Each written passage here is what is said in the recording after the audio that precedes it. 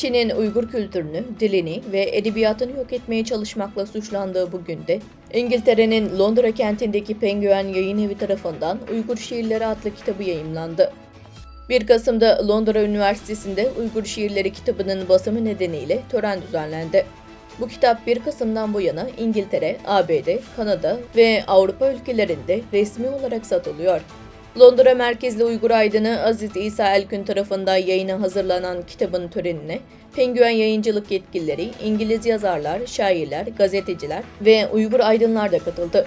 Uygur Şiirleri kitabında eski çağlardan günümüze kadar uzanan Uygur şiirlerinden örnekler yer alıyor. Özellikle son yıllarda toplama kamplarında ve cezaevlerinde hapsedilen şairlerin şiirleri öne çıkıyor. Sayın Aziz İsa Elkün bu kitap aracılığıyla Uygur edebiyatını dünyaya tanıtmayı hedeflediğini belirtti.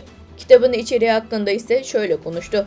Yayını hazırladığım bu kitapta Uygurların Oğuz Han efsanesi, Alper Tonga hikayesi ve Budizm gibi kadim hikayelerden Mani dini dönemi, İslamiyet'i kabul ettikten sonraki dönem, Karahanlılar dönemi, Çağatay Edebiyatı dönemi, 19. ve 20. yüzyıl Uygur Edebiyatı ve 2016'dan sonra zindan ve cezaevlerine atılan Uygur şairlerin şiirlerine yer verilmiştir dedi.